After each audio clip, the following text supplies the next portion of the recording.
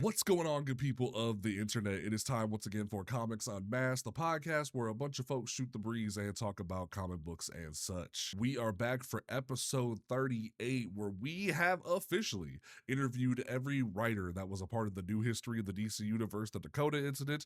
Technically, Nicholas Draper-Ivey was a part of the Batman Static Beyond interview episode, but he still matters because that book inadvertently had like stuff from it that was involved in the Dakota Incident as well. But in this episode, I sat down with Stephanie Williams, one of the co-writers of the Dakota Incident, as well as her indie series over at Mad Cave Studios Temporal, her indie series over at Ignition Press Roots of Madness. She's recently written some issues of Wonder Woman. She wrote Nubia and the Amazons and Nubia Queen of the Amazons, and she is just one of my favorite people in the industry. I have nicknamed her Stephanie Unload the Clip Williams because she is not afraid to tell it how it is when it comes to making sure that you are about your business when you were speaking about the industry, when you have a full perspective on how comic books actually work. And I just love sitting down with her and talking about everything from her passion about the industry, what made her love it all, and just like she knows so much about the lore and the history of it all. And it just felt so good to just like be in her presence and learn about everything and just share some of the knowledge that we both have about it all. But genuinely, her energy, her knowledge about the industry, it meant so much to me to sit down with her, and I really hope you guys enjoyed this episode. Take a look. So I'll record an intro separately, but the one thing that I always start with is, what is your origin? What was the first book that you remember picking up, the first comic book that told you this was your life? Like, obviously, you had a whole, like, education before this that we'll touch on, but, like, what was the comic book that made you a fan for life? Um, Avengers 361 to 371. I randomly came across it while I was at the thrift store with my grandmother because she, like, before thrifting was like a cool thing. Like, that was just something that she always did, and I would go with her sometimes. And you could find like a lot of older comics there. So I remember picking that up, and in that, we're in the middle of Black Knight, Cersei, and Crystal, and like this love triangle. Vision has been set back to Factory White, and he's like looking You in said the 361? 361 or 371. This is Avengers like mid 90s. Yeah. Okay. So one of 361, 371, whichever. I know it's a one that ends and it starts with a three. I think it's 361 because, yeah, Okay. everyone you said is on the cover. That makes perfect sense. Okay. So 361, and he's looking out the window. The very last page is Black Knight and Crystal in like this embrace. I think they're kissing. And I just remember like reading that issue, and I was like, oh wow, like, so this is definitely like the soap operas that, you know, my grandmother loved, my mom, and even I at that time, even though I was like, I don't know, 7 or 8. When I didn't go to school or something like that, after The Price is Right, it's The Young and the Restless, The Bold and the Beautiful, that type vibe. So I think that was the first time reading a comic outside of like the Sunday Funnies and the Chicago Tribune, like Boondocks and all that, that I was like, oh, okay. So, fast forwarding a little bit, I actually really did not get all the way into my Marvel DC bag. I actually just went right to Archie because you want to talk about soap opera. Almost Archie definitely. was definitely that. And also, it was just easy to get the Archie digest. Like, so when I would be at the grocery store with my mom, just slipping them in the cart or whatever. And eventually she was like, girl, I know you putting them in there. Just go ahead. As long as you're reading. And then of course, then you could also, like I remember the grocery store that we went to in Chicago Heights. I think it was called Ultra Foods. There was actually a section. So like where the magazines were, there was like a legit comic section. It was small, but it was there. And like all the comics that came out that week were there. So I remember like seeing Batman, Deadpool, X-Men, all of that, and just kind of perusing through them. And then usually just still walking away with Archie. Okay. As high school went on, college, started reading more, getting into some Image books. I think I ended up reading like Martha Washington at one point while I was in college. So just, always there and always talking about comics, and of course always there for the movies as well. Oh, for It's sure. funny. So like when the MCU really popped off, I just remember like family members being like, okay, I know you got the tea on this, so give us background and stuff like that. So that was really cool. And then, go to school. I'm thinking that I'm going to go full medical school. Ended up really getting into the research side of things and ended up getting a job right out of school as an electron microscopist, and thought I was going to go back and get my MD, PhD. I was going to enter that program, which was insane in hindsight. Glad that that did not work out, just because I love science. I've always loved science, but it was not my passion. My passion was writing. So, skipping around a little bit, I remember playing The Sims when I was younger, and you could take like screenshots and you could write text in the bottom. And I remember that was my first time actually possibly doing what I got known for on Twitter, which was making memes. But I was doing it with The Sims. And I ended up doing a whole little book featuring my classmates. This was like 7th or 8th grade. I remember that getting passed around. I think I got called to the principal's office because probably some risque stuff in there. Who knows? And also writing a little fanfic about, again, during the times when we did not have cable, there's only so much on TV. I think Mad About You used to play reruns or something. And I don't know, I enjoyed the show. Who knows? But I was like, what would this be like in black? So I remember writing a Mad About You fanfic, which I didn't know that was fanfic at the time. And so the writing was always there. So I've always been writing. I've always been doodling. I've always been head in the clouds, imagining things. So writing was always something that I enjoy, but I just didn't know that I could make a living doing it. And I grew up in a household where it's hey, get a job where things are going to be stable. Mind you, that's not really science, because as we're seeing now, grants get pulled, all those things happen. So nothing is truly really stable, especially not in this world. So, so I figured that I wasn't going to go back to get my MD, PhD, but I was still trying to figure out what I was going to do. Ended up having my son, and that was in 2015. That's when things really flipped for me. And I don't know if it was something about having a kid or what, but that made me ask myself, why are you playing it safe? So reached out to a romance author of all people. Shout out to the romance community, especially Black women. They have been incredibly supportive since day one for me. And I reached out to this author named Maureen Smith, and she emailed me back and was like, yeah, so you can start writing. It doesn't matter if you just had a kid, you can figure it out. And it was a really long, detailed email where I can really tell that she took the time out. And that really inspired me, so much so that I went out to get a new laptop because I needed one. And I started blogging, and I was talking about my experiences in motherhood, kind of working through my postpartum depression in that way, just talking about different mother figures in pop culture that I enjoyed. So your Amanda Ripleys, your Sarah Connors. I hate to say it, but Storm too, because sometimes at that time she was very much a mom figure, not necessarily by choice, but by the way she was written. And podcasting happened after that, and it was a podcast that I did called Missy Knight's Uninformed Afro, where we focused on Black women characters in comics, because how have I not heard of this? Oh my gosh. Yeah, you got to go back into the archives. There's a whole list of things that what's follow so funny that. about that is I started podcasting on the same time as you, so I'm mad that I thought I was one of the only Black folks out here doing this, and then I kept finding more and more people. So now I'm like, wait, hold up, that might be my whole evening. Oh my gosh. So you might be able to still find the episodes, but we took an academic approach talking about these characters, because I did this tweet during the Olympics, and I guess I learned that a lot of people didn't know Black women superheroes beyond a Storm, Misty Knight if you were lucky, maybe Vixen if you were lucky, but for the most part it was a lot of people telling me, well, what do you think Olivia Pope is? And Olivia Pope might do some superhero stuff, but she is not a superhero. This is not the same thing. So that podcast, funny enough, a lot of characters that I've now written, we definitely covered. So in 2018, we got invited to the Kennedy Arts Center for the 2018 Art Summit. And that is when I was like, oh, somebody is taking this as seriously as I am. They're seeing how I'm taking it serious. So there's something viable. I just need to go harder. That podcast ended up disbanding that year, and I had all this research for season 3.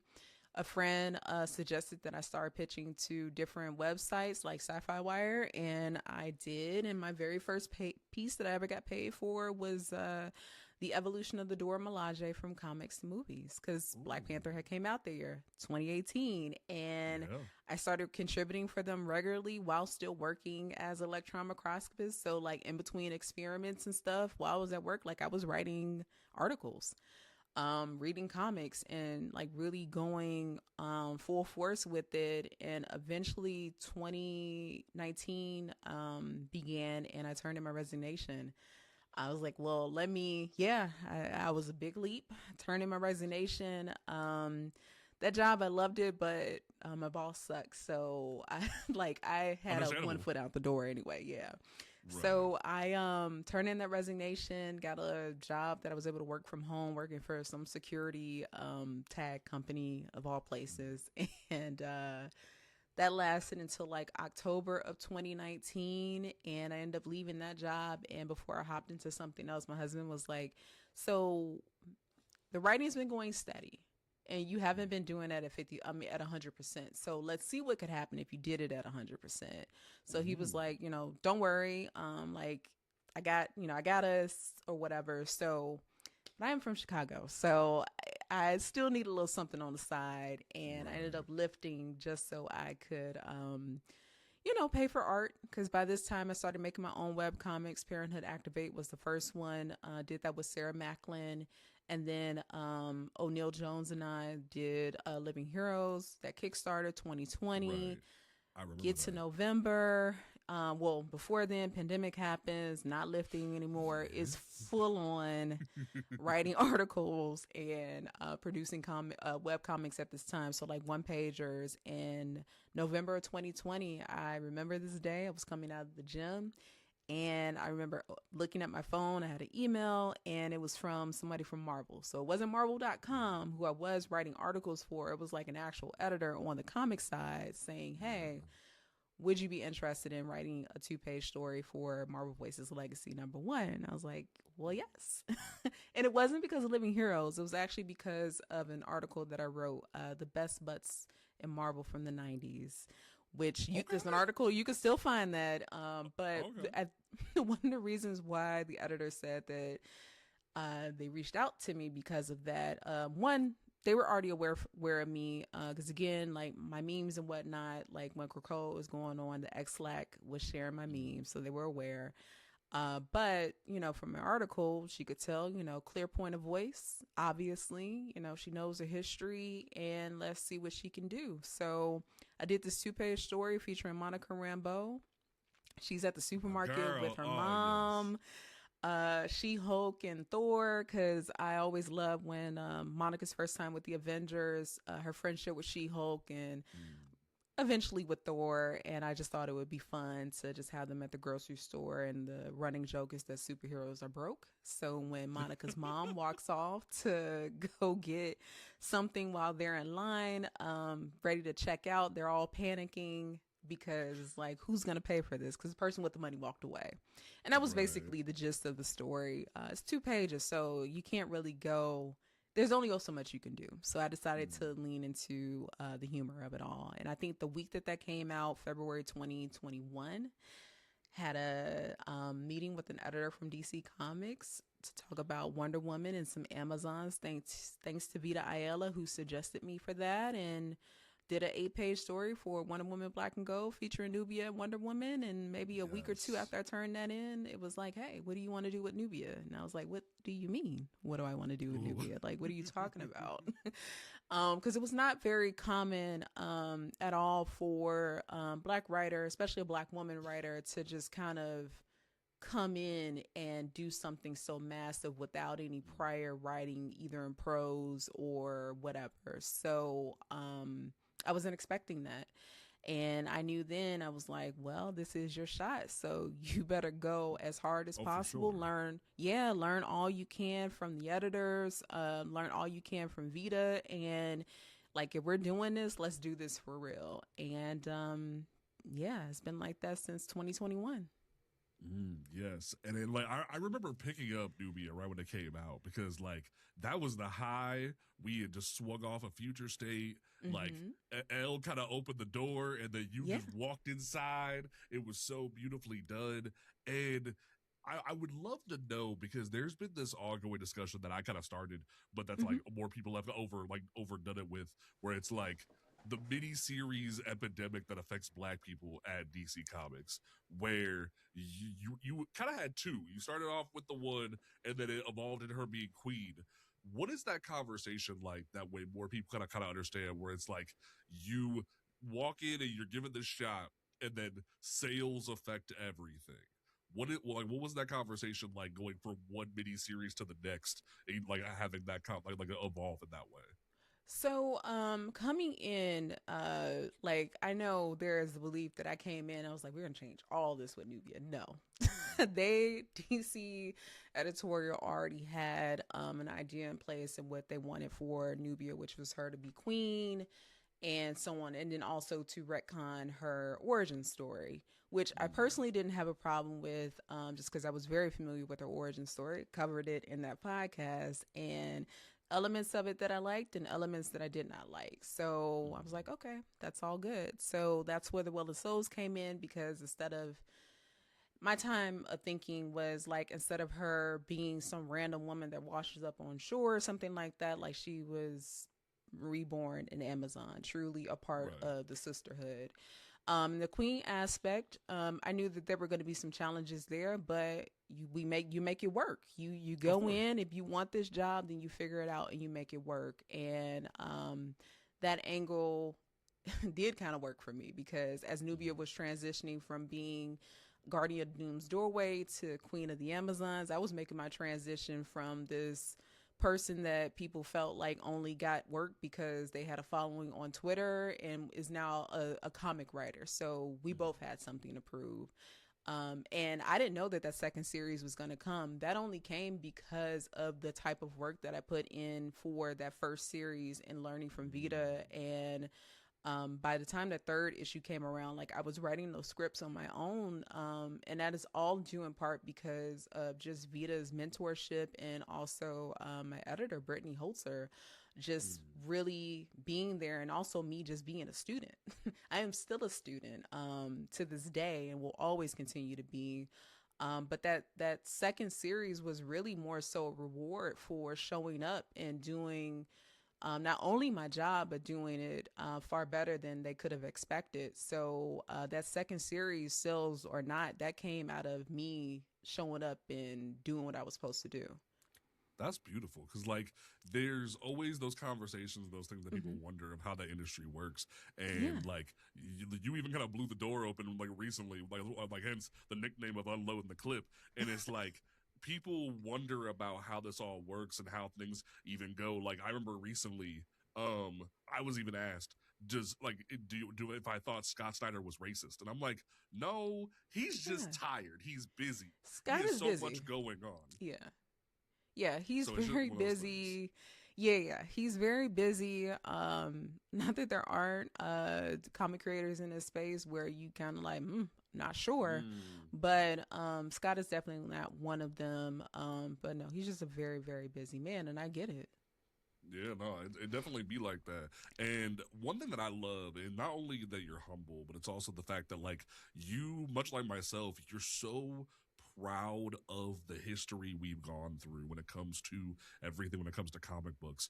And I would love to know your perspective when it comes specifically to Wonder Woman, because there's been this Yeah. ongoing discussion. Like, yes, like we had Marston, we've had George Perez, we've had some like men step into those shoes to write Diana as well as just the Amazons in general, but the perspective of a woman writing a tentpole character like Diana, you've had the opportunity to write different characters in her mythos, but as well you finally got that shot with her recently in those two villain issues. What is your perspective on if a woman should be leading that charge at DC? I mean, the short answer, it would be great if a woman was writing Wonder Woman at any point in time. And there have been, like, I think of Gail Right. Simone, I think of Becky Cloonan, G. Willow Wilson. There's always something a little extra to add. But then I also think of like Greg Rucka and George Perez, and just other creators who have just touched this character who might not, identify as her, but Of course. understand, right? So, of course, it's always great if somebody with that perspective is able to write that character. That's always going to add an extra layer that just wouldn't be there. I forgot who I was talking to, but they were thinking about the postpartum piece that I included in Wonder Woman 29. And this was another male creator I was talking to, and they were like, I would have never thought to do anything like that. I was like, Right.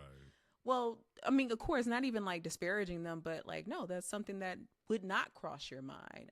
So it always is nice if, that person, whoever the creator is behind the character might be able to relate in some way. But then I also think like these are also fictional characters, right? So you would you would think if anyone like does the research, and your job as a writer is to figure it out essentially, and no matter who the character is, that is your job to figure out that voice, or to continue whatever that established voice is, and bring what you can to the table. That, as Melissa Flores says, I love Melissa, finding the white space.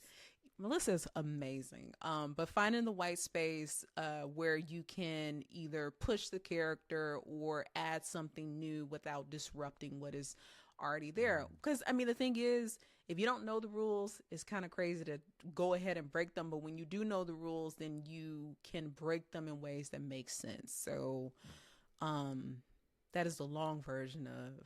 No, I love it. Like genuinely, and honestly, when you really think about it, it's the perfect segue into what you've been working on outside of the big two recently. Yeah. Because you have essentially worn your motherhood on your sleeve in the best way recently. Not only with Temporal, but also like with Roots of Madness's setup.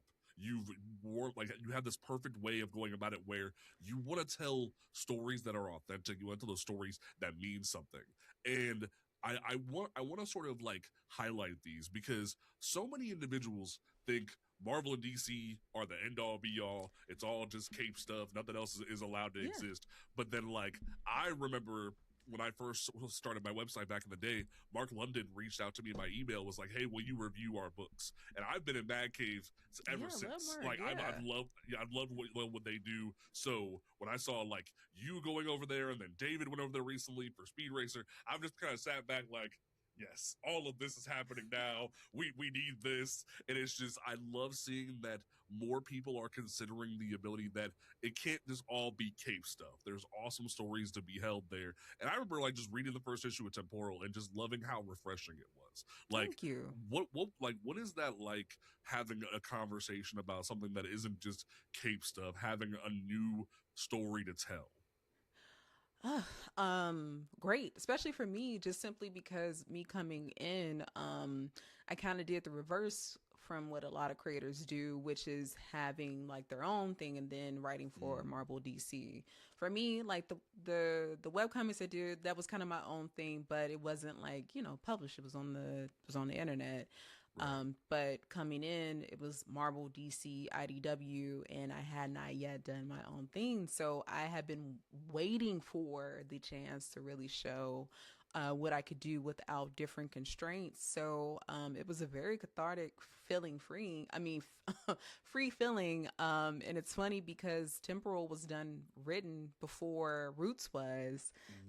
But they just so happen to come out at the same time because as publishing goes, like you'll write something a year or two before, but the world doesn't see it until well after. Sometimes right away, sometimes not until, a year or two later. And it's insane because like I remember I was talking with Greg, being a comic bro of the weekend, because I told him that we were going to be talking, and he was talking about how like you brought up Time Cop, and or like the fact that like with Roots you are diving into cosmic horror, which is a love of mine that hardly anyone ever puts into comic books, and I'm just like, it's such a refreshing thing to see where you can do interesting things. You can kind of like play with people's emotions. And I love, especially specifically with Roots, where you're kind of sitting there chilling and then something happens. And I call Roots the double take book, because Yeah. every issue I was rereading it last night where I'm like, oh, hey, how'd that happen? What, like, didn't you just say that? And then like 2 seconds later, Edda's like, didn't you just say that? And I'm like, see, it makes sense. And it's just specifically the flowers of, like, I think it was like issues like 3 and 4 specifically, where they're like, oh, like, you have to go on your own journey to find this. And then randomly they just go, oh, we have a secret pile of them over here. And it's like, wait, huh? It's such an interesting way you go about it, where you actually feel as if you love horror in the best ways. And like, I kind of want to put you and Rodney Barnes up here as the royalty Oh of man, black I horror love right now. Rodney. Yes. If I could, like, Philadelphia and then Crownsville, he's doing 30 Days a Night. Like, Rodney is the horror king. I think a Run Full podcast. So I'm a huge fan of Rodney's. So that means a lot. It's just like, I remember interviewing Rodney back when he was doing Falcon, and it was just like, you could tell he wanted to play in that horror sandbox over at Marvel. So when he started doing these different books, and now you're doing it, it's just like, can we just have all the black horror? And it's specifically between Roots and Crownsville. Y'all do this thing where you kind of just sit there and go, this like horrible stuff that happened to black folks, I'm going to play with it. And I'm like, okay, it's just an interesting idea, and I love that y'all aren't afraid to dig into that and really mess with people. Like, oh, we made a whole secret area under the plantation. Like, what? Yeah, I I love mean, it to death. John Jennings talks about this. Well, what did he? I think it was at Boston Comics Color Fest, and I'm pretty sure I'm saying that wrong, but he was there, and we were all just kind of talking, and he brought up just like these ditches essentially that slaves would dig out so that they could do some learning in secret. And I remember him mentioning that. And I didn't want to tell him just at that point, but I was like, if you only knew how that's going to come into play in Roots and Madness 4, and expanding on that, again, just to bring up romance, because those women are just, they're amazing. But Beverly Jenkins is really known for her historical romance. It wasn't really into reading her books that, I don't know, it broke things open for me as a storyteller in a way that I wasn't expecting, but she tells these stories that take place in the 1600s, 1700s, 1800s. And of course, these atrocities are going on to Black Americans. But in her books, those things are happening, but Black people are still falling in love. That is not the centerpiece. That is just the background.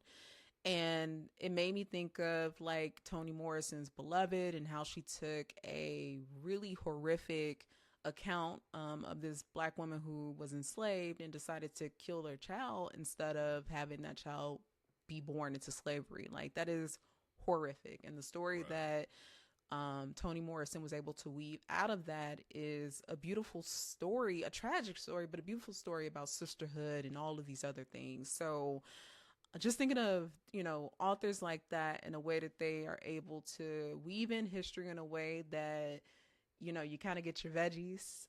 You don't really realize it until after the fact. But also it is a celebration of all we were able to survive, but not just survive, thrive in. Like, there's something that I just really appreciate, that I am not somebody who is ashamed of, my ancestral past or anything like that. Like, because somebody in my lineage survived, I am here. And I don't know, there's just something about that I just find so powerful. So to be able to honor that in storytelling, and to tell Black stories in time periods that are often difficult to discuss, but to do so in a way that does not, discard the past or try to like beautify it or anything like that, but really just tell these stories in its existence and show how we, pretty much survived and thrived. I just think that there's a power in that. And for storytellers like Ryan Coogler that just did that with Sinners, like, I don't know, I love us, and I love that we're able to do that. Most definitely, and like even bring up Ryan, it speaks volumes because like y'all all kind of do this thing where people kind of say like black fatigue from the perspective of us is a conversation of like having to always have like oppression and Hmm. systematic inequality be in the forefront of our stories.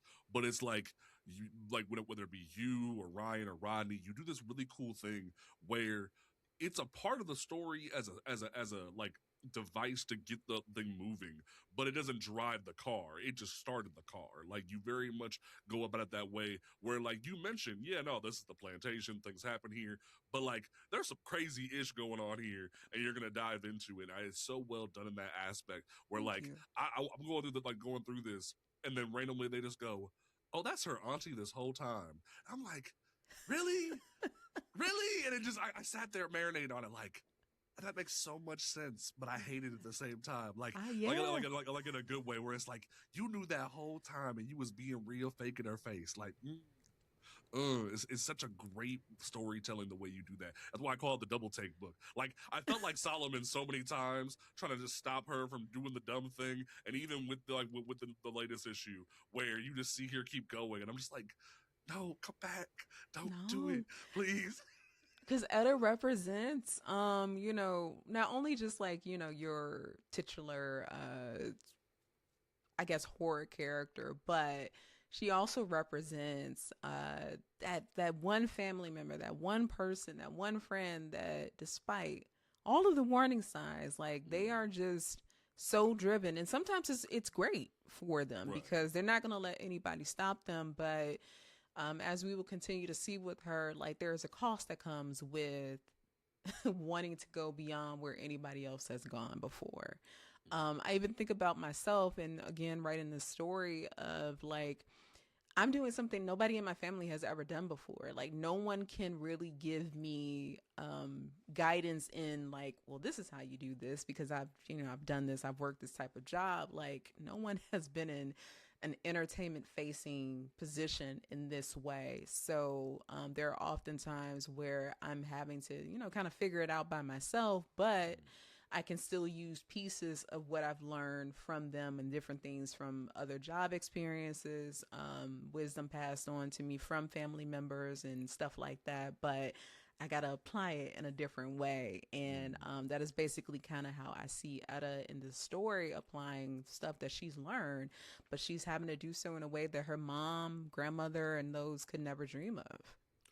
Yeah, like you're definitely if to hit a really good segue on the head, you're breaking down so many barriers in the best way, but then in a recent story, you essentially harken back to the beginning of a legacy and put barriers back up that way everyone can see them. I talked about this with Joseph Village recently, where the entirety of the Dakota incident Mm-hmm. feels like hardware number one, where Dwayne McDuffie wrote that escapism is only possible once someone knows all the barriers.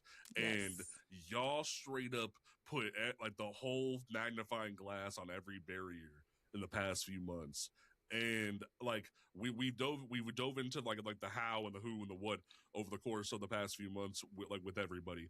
But I want to get your thoughts because even on your website, you quote Dwayne. Like Yeah. obviously he means a lot to us all, but it's like, what was that conversation like, or what it meant to you to finally step into that room? Because like you have a very intimate relationship with the Wonder Woman editor, as well as like you coming into this. What did that mean for you stepping into this world? It was an honor.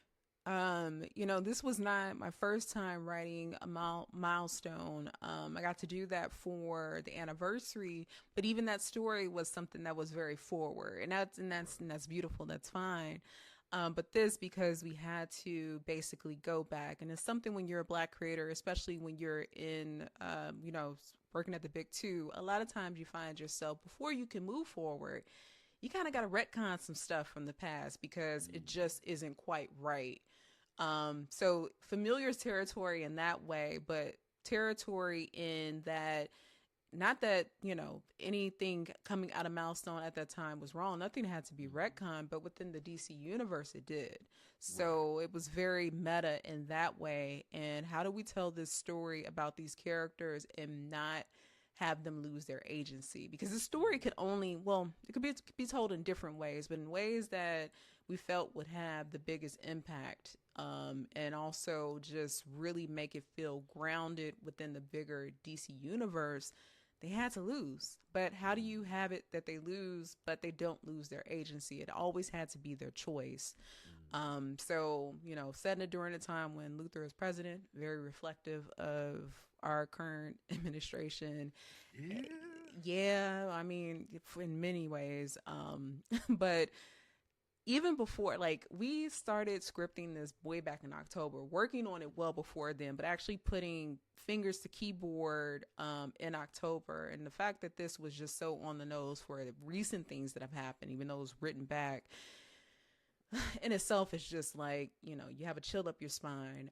But we knew that with this book and the way that we went about it and the way that it was written, it was something that was very much in celebration of Dwayne McDuffie, Dennis Cowan, Priest, all of these creators that were there from the jump, and what it was that they were trying to accomplish with Milestone in itself.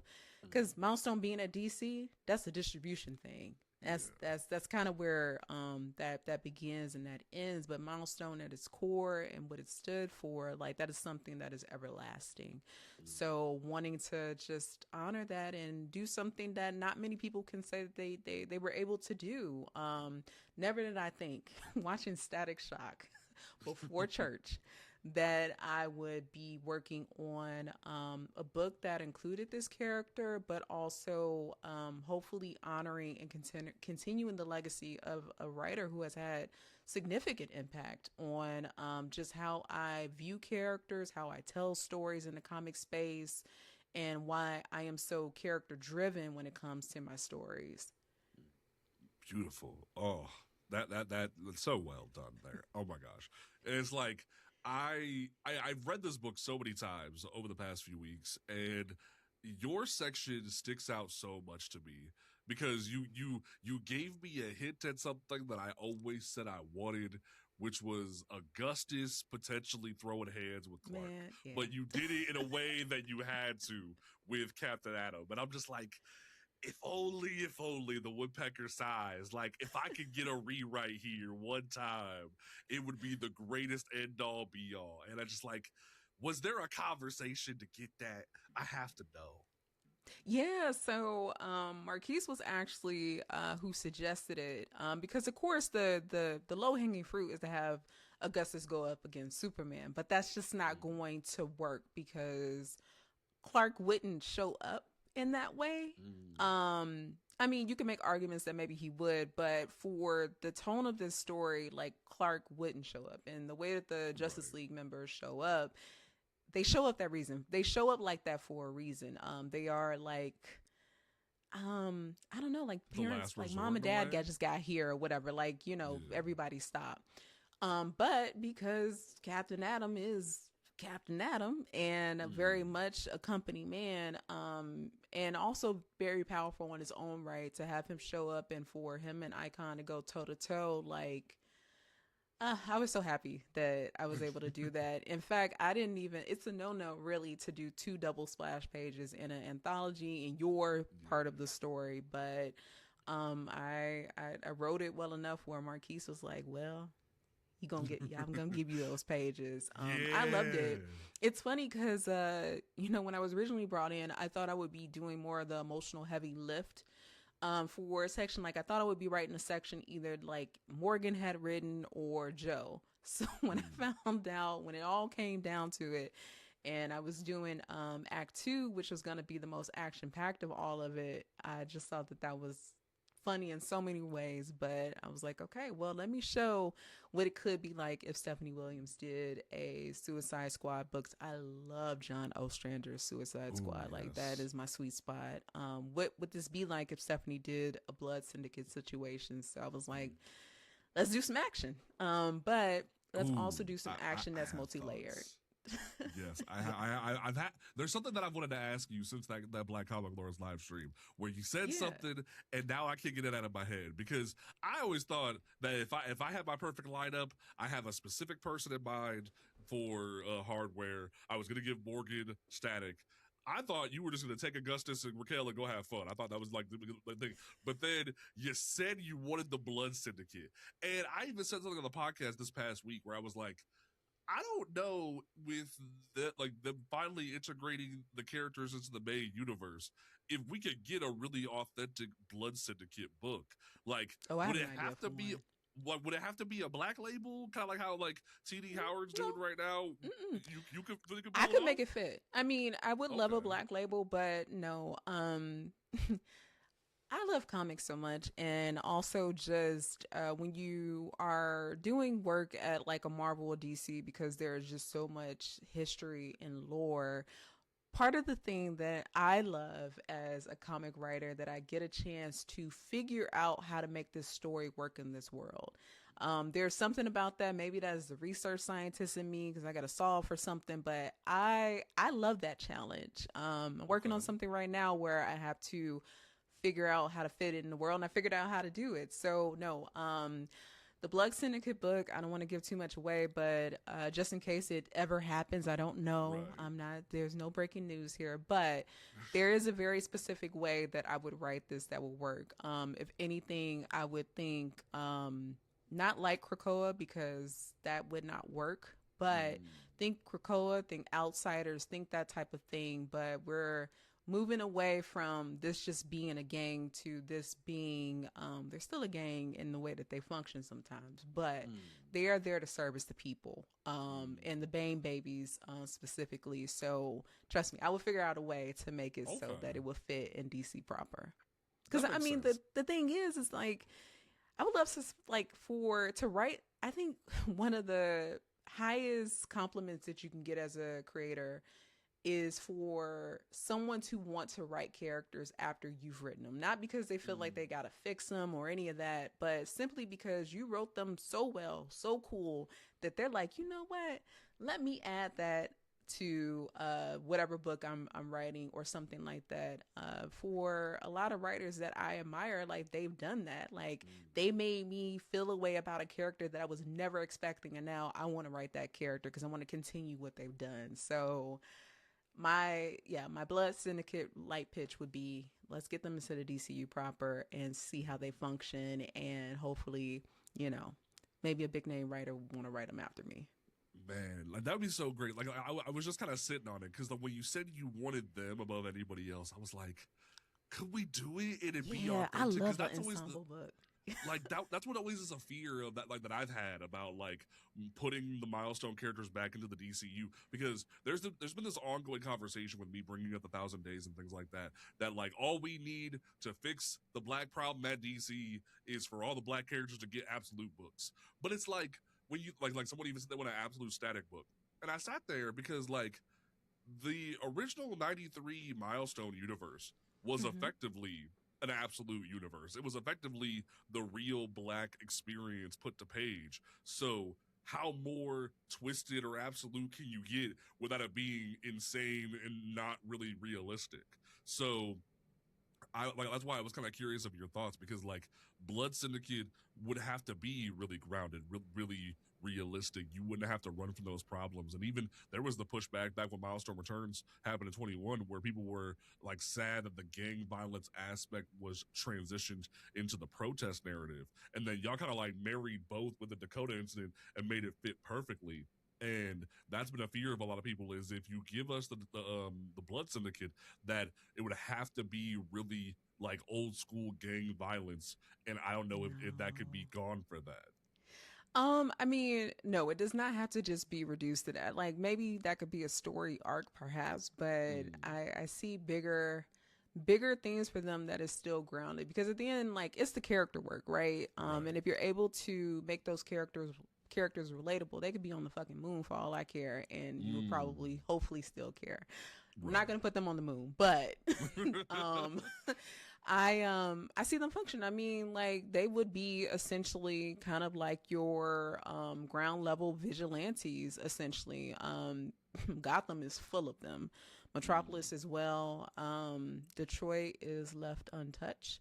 Would mm. love to, we need I mean, to go Cyborg back to is over there Detroit. sometimes, depending on the He's over there canon. sometimes, but we need some more folks. But no, Mm, Paris Island is very much a character in itself. So like, let's let's bring that out. Let's see what that looks like. And yeah, without talking too much, just in case things happen, trust me, I've got it figured out how to make the Blood Syndicate integrated into DC. Yeah. I'm here for it. So that, like, from there, I really want to talk about, because like ever since you were talking to BJ recently, Mari is our girl. She is very much on my mind. Vixen has been the talk of the town as of late, especially when I kind of cracked open the door and you even commented on it. The fact that we have never had a Black woman ongoing at DC Comics. And that has been something that was eye-opening for me, because I even cracked open the door and realized that we are approaching Black Lightning's 50th anniversary next year, and we've only had 10 ongoings in the mainline continuity for Black people, period, and no woman has had one.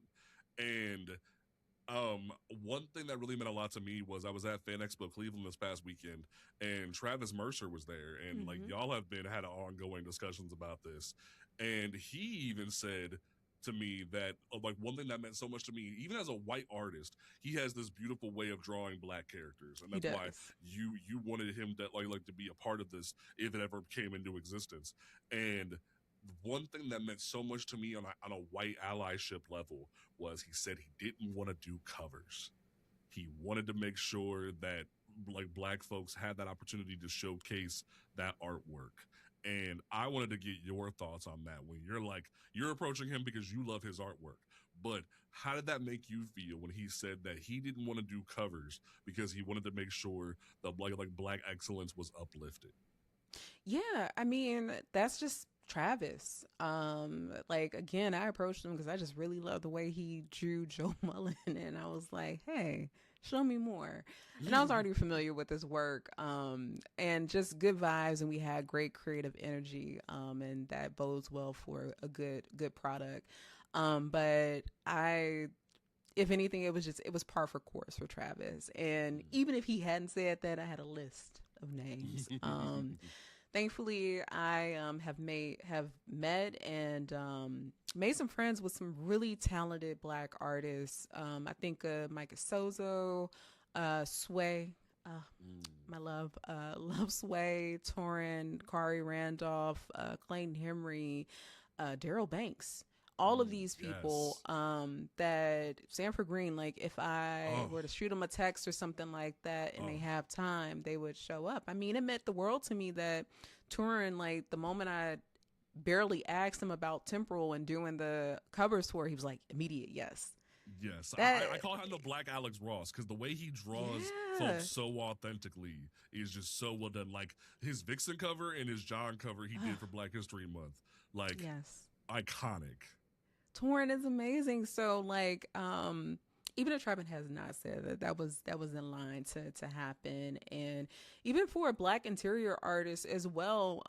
Again, like just if Travis wasn't available, then I would be doing my due diligence, as I often am. I can only do so much. I don't have superpowers in that way.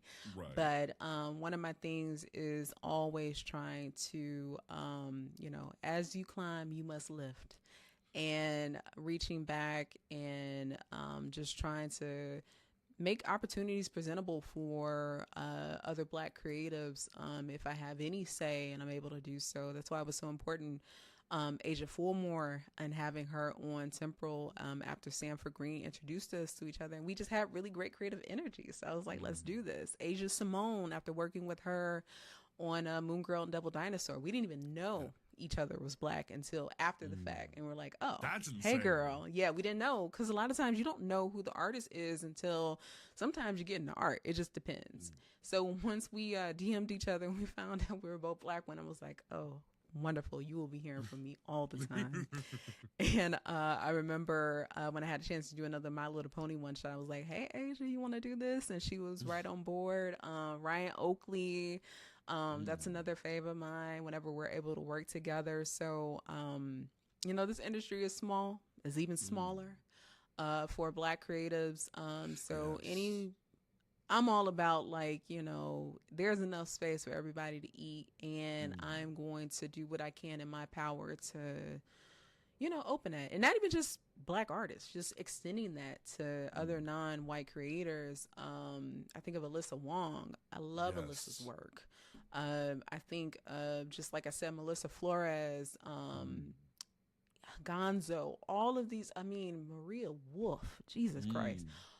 So many talented people with amazing storytelling perspective that, like, if it were left up to me and I could start my own publishing company, it would just be called Come On Over to Stephanie so we can figure this out. I must say, yeah, like y'all made that joke the other day about like Milestone as like a publishing house or like doing y'all's own thing, and it like I was like, let's just do that. Like honestly, like let's just get an imprinted image and start making magic, like genuinely. And it was funny too because like I pitched Melissa back when I talked to her about, when I had her on talking about Power Rangers. I want her to just do America Chavez nonstop, like and she wants to so bad. Yes.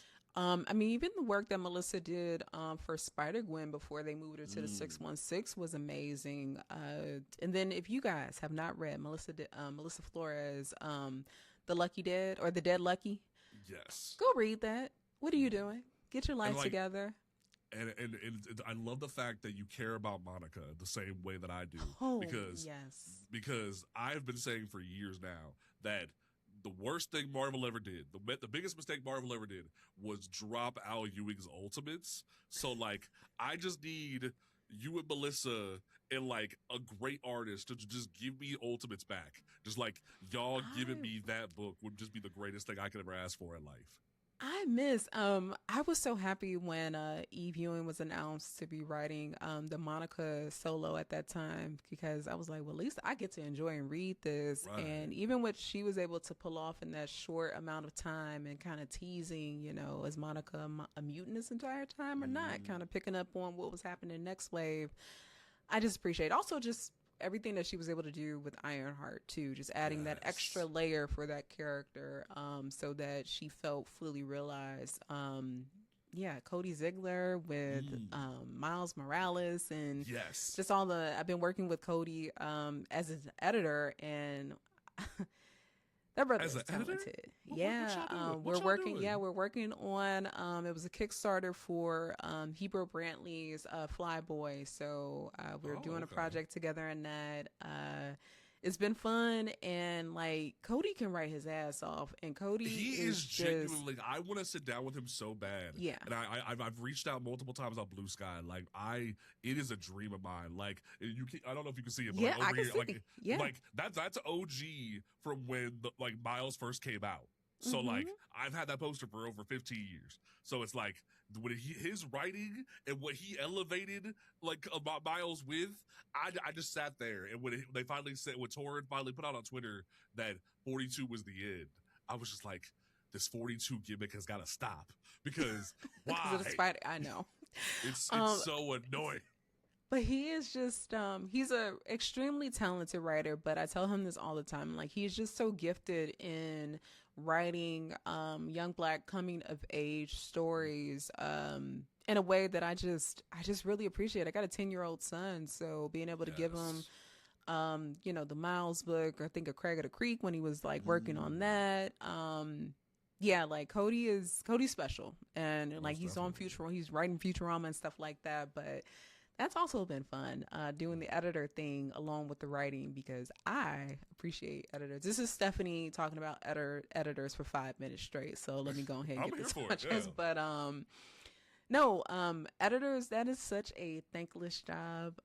You are juggling so much, so many different projects. If you're working at bigger companies, you got stuff from above where you got to filter in and get those things addressed and carried out for different storylines and a bigger picture, and all this stuff is a very thankless job. And then of course corralling creatives was sometimes like cats, and all of that. And then also for the editors that give notes that are just not only just great story notes, but also notes that you can learn from. I've been very fortunate that most of the editors that I work with, they've been wonderful in giving notes and pulling out the best story, or pushing me to not play it safe and go a little further. Like, I would not be here today with the opportunities that I currently have if it wasn't from the editors that I genuinely got to learn from. So they inspired me so much. I'm like, you know what? I think I want to do a little editing myself. And I it love is, that. I don't know. I feel like it makes me a stronger writer too, because I'm asking myself questions that editors that I've worked with would ask me, and now I'm asking Cody them. So so Right. far, he has not cussed me out, so I think that the editing has been going pretty well. But I'm very fascinated by that side of comics, and I'm not saying I'll stop writing and one day become an editor, but I don't know. Maybe I will be doing some more editing in my future along with writing, because also editorial is who hands out the job. So if I Yeah. want to really make change the way that I want to, that is a way to do it. Right, and like one thing that I even think about a lot is that like how Joe got Batman the Hill to be a thing. It's like Yeah. like being able to have those conversations and open doors for people is Mm-hmm. definitely a great opportunity that you can definitely do with that. Yeah, I am little Harriet Tubman over here trying to get everybody to the comic promised land. And I just because I have been so fortunate enough to be able to do this, and how fulfilling it's been, and the joy that I feel, like I want other creatives to be able to experience that. So Mm. like it is really one of my passions, and hopefully something in the near future will I will be able to like make additional dreams come true by providing opportunities and stuff for other creatives, because like storytelling does not belong to the few, it belongs to the many, and especially because comics are so subversive. Like we need Mm. more diverse voices in this space, because there's just so much that you can do with this medium. It's Mm. just I don't know, like it's the Barney's magic bag or whatever. Like it's just you could really dig deep and just pull out some amazing stories to give to the comic book medium. Most definitely. And I wanna transition from the Harriet Tubman perspective to maybe we need to like hop up on the pulpit and preach a little bit, because I know you have seen the conversation floating around where there has been a a combative movement pushing back against what me and other creators have been doing recently, and what you have been working towards with the Dakota incident and things of that nature, where some black folks are of the opinion that we should not be trying to beg for scraps from the white corporations, that we Mm-hmm. should not be attempting to fight for a seat at the table. We need to just make our own table. And as you having multiple perspectives on this, because not only have you made your own work, like you own your own stuff, you've had the perspective of being somebody who is looking from the outside in because of your previous work, but also you've worked for the big two, and you have this perspective. Not only that, because of I've seen that you worked for Marvel Unlimited on certain titles, so you have a perspective on digital. So when someone says we shouldn't even be trying to like fight for a seat at the table, we need to make our own table and not even touch things like Milestone, because Milestone has been tainted by whiteness. It's been tainted by that, and like it isn't even worth looking into, or us even fighting with the Thousand Days campaign to make sure we have like something at DC or Marvel. What do you say to folks who just say we should throw it all away and only make our own stuff? I mean, if that's what you want to do, you are more than welcome to do it. Mm. I am somebody who, I don't know, maybe because I'm a black woman and I came out of STEM, Mm. you either gonna take up space or you're not. And Mm. I am here to take up space, because if I'm not, somebody else is, and that somebody else might be white. Mm. So why not? We can walk and chew bubble gum at the same time, as folks like to say. And it's just like, if Yes. that is your personal preference, then more power to you. I'm going to support you. But that's not just what I want to do.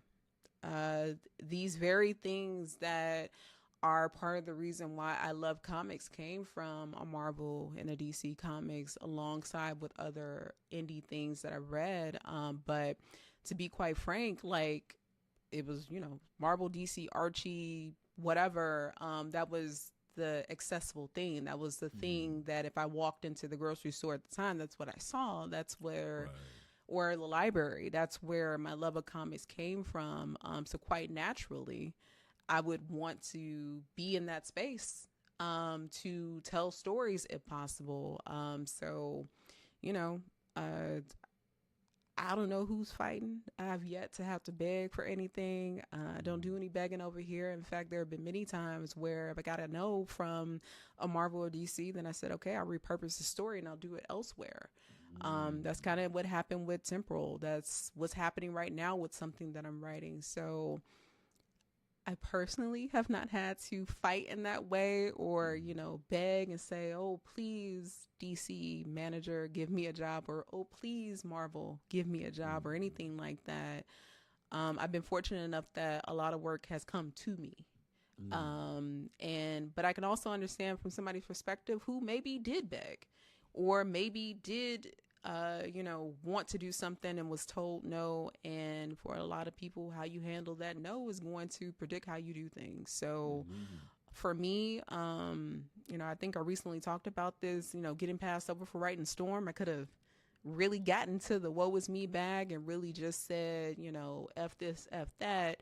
And I did in some regards. But for me, it's like, well, I'm just going to make you regret that. And I'm going to do work elsewhere and do it well because I don't know, multiple avenues, multiple ways to reach folks. I'm all for that. Again, like I completely get like not begging anybody for anything, and I'm just asking who's begging because I sure as hell am not. I haven't begged a day in my life since I've gotten into this industry. So I think it was the perspective that like a lot of people took Joseph reaching out to people like myself or Ernie and like doing the 100K challenge. That's marketing. Right. Like they saw it as aggressive begging. They saw it as the idea that because DC isn't even looking in our direction, they're more worried about Vertigo, etc. Like the fact that Joe had to come out of his own pocket for that trailer. A lot of people saw that as we're begging for DC to give us something. And it's like that was seen as, why should we even do that when we can go make our own thing? No, that's marketing. You very much find if you're in this space, whether you're making your own book or you're making a book for somebody else, a lot of times you probably will be doing some type of marketing. And if you're wise, even if marketing is being done for you, you will do further marketing by going to bookstores, by reaching out to content creators and saying, hey, can you talk about this thing? We're making comics, but also this is a business, and understanding that is probably going to be whether you are close to success or not close to success, or you are stressing yourself out for reasons that you don't really understand. It is no secret that books have to do well in order to get more of a thing. Like that's just anything, right? So asking or making it 100K, whatever, Joe could have said 1 million. That would have been ridiculous, but he could have said that still. And pushing for 100K, I knew how that was going to go. And I know it was going to be something that was going to be weirdly divisive, especially during Black History Month. But because people are predictable, then to me, it felt like it was going to be a success because people were going to be talking about it because they were either going to support it or they were going to talk negatively about it. And the outcome was this book did do very well. We are going to second printing. So if anything, closed mouths don't get fed. So whatever you want to call that, you may call it that. And it's not like I don't have people hitting me up and asking me, hey, can you support my Kickstarter? Hey, can you look at this script? Hey, I could call that begging. I don't. I call it somebody trying to do what they can to make their dream come true. But that makes perfect sense. If I want to start calling it begging, then that would be crazy. I'm not gonna that's wild to me. In fact, though, the whole thing around this conversation, and I mean, I'm not trying to minimize anybody and how they're feeling, but there's a lot of talking happening. Where's the work? Let's do some work. Ooh. And I'm not saying that work isn't being done, but if you're not getting results that you want to see, then let's assess. I mean, with Roots of Madness, take that back. With Nubia, I knew that book was not going to be successful coming out of the gate for many reasons. One, I was a name that nobody really knew. Two, this was a character that people didn't know beyond her being Wonder Woman's twin sister and her being the Black Wonder Woman. And we were changing, the origin was being changed. But I knew that if I did not focus on that, because that's not something I can control, and I put my all into this book and grew, that later down the line, people would probably pick up Newbie and say, wow, this was a great read. I knew that was going to happen.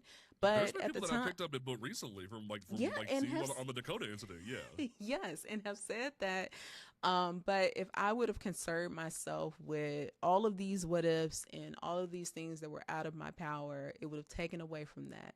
And then maybe if people did find that book, they would be like, well, this is shit. How is she still writing? Or actually, I probably wouldn't even I wouldn't be doing this. I would probably be back in the lab, or I would be back working somewhere else. You know, at the end of the day, what are you creating for? Are you creating because you want a story that you want to have out into the world? Are you creating because you want to inspire others? Are you creating because you want to dissuade others from doing other things? Like, what are you in it for? And, you know, when you get to the root of that, all the other stuff becomes noise. And, you know, we can talk, but if we're doing all this talking, no work is being done, and work creates profit. Talk, oftentimes, not so much. Yeah, that's a great way to put that. Wow. I didn't expect that. That was a great way to put that. So I obviously I was able to read this. Issue 5 has like come out, Roots of Madness. Like, this has been so amazing. We talked about it a couple of different times. Can you give people a hint as like of what to expect from this finale? Because I'm over here like I could get like trades of this. Like, it falls in the same like vein as Bitterroot or Philadelphia, where I'm like, I'm still waiting for the issue 26. I'm still waiting for the next volume of Bitterroot after the next movement. I could literally just see Etta continuing to find more crazy stuff evolving from like the crazy stuff that we've seen in our universe. Like, cosmic horror and Black people is my jam, or just like, I had the joke where like, you give me a brother in space, I'm gonna read it. So it's like, what can you tell people to give them excitement to either go back and read the previous issues, or to at least get excited for the final issue of this miniseries? Ooh, buckle up, because you know, the cosmic in the horror is so cosmic in that actual cosmic horror is coming through, and some secrets will continue to be revealed. You know, I call issue 6. Whenever you were younger and like there would be family secrets and you would finally learn them, it was like, you could have told me this whole time. Like, this was grown folks' business. So a lot of that is going on in issue 6. And yeah, Etta, you know, all knowledge comes with a price. Very much so. Oh, like, just I keep wanting to hold her hand, like, don't go, don't do it, just like don't do it. So at the end of every episode, I always like ask for a final statement. What is, like, obviously you've done so beautifully, like, educated folks that like the system ain't what they perceive it to be, but it's like, if you could leave one thing for folks when it comes to, there's a lot of folks who think that there's no hope for the big two to finally like get change started, that we'll never see things be done, or they're like, one fear that I've even had recently when it comes to us like doing the campaign of like, yo, even if they finally just go, here, shut up, here's one, like, all right, like, be done with it, and then if folks don't show up and show out for that one, we're the clock is just going to restart. But it's like, and that's been a topic of conversation with some people, and it's like, what can you give hope to Black fans for the future of the comics medium? That it goes beyond Marvel and DC comics. It just simply does. You know, folks love manga so much because there are so many different types of stories being told. It is a medium, not a genre. Comics is the same way. You can get these great stories if you look at other publishers, if you look at indies, but the thing is that you're going to have to do the work. And I'm sorry that you got to do the work, but there's joy in doing that, because you go on a bit of a journey and you find and discover books that you could have never expected. You know, don't always just rely on what others are telling you. Like, your reading experience, your experience with media, that should be a personal one. It's always great when somebody can point you in a direction, but there's joy to be found in discovering something yourself. Sometimes you're going to read stuff that you don't like. That's okay, because then when you finally do find the thing that you do like, you have a greater appreciation for it, because it took a little bit to get to that. Again, like, romance novels are something that I love as much as I love comics. There are a lot of times I read some stuff and I'm just like, ooh, hated I had to read that. But Right. I finally get to, I branch off, I find another author or another series or something like that, and I get to it and it's so good. I'm like, man, the couple books that I read that kind of sucked or I didn't like that, now I'm in the promised land, or at least I'm here until I finish this series or I finish this book. But I found something great. I think of like the Alien books, like the novelizations. The movies were leaving a lot to be desired for me. Like, I love the movies and stuff like that, and I love the comics, but I wanted more. And then I found and discovered the novels, and they gave me stuff that I didn't even know I wanted. So, do the work. I feel like that is becoming my mantra in all facets of life, of doing the work, but sometimes you do, and you will discover so many things that you didn't know existed, because you have gone and you've been proactive in finding the things that will bring you joy.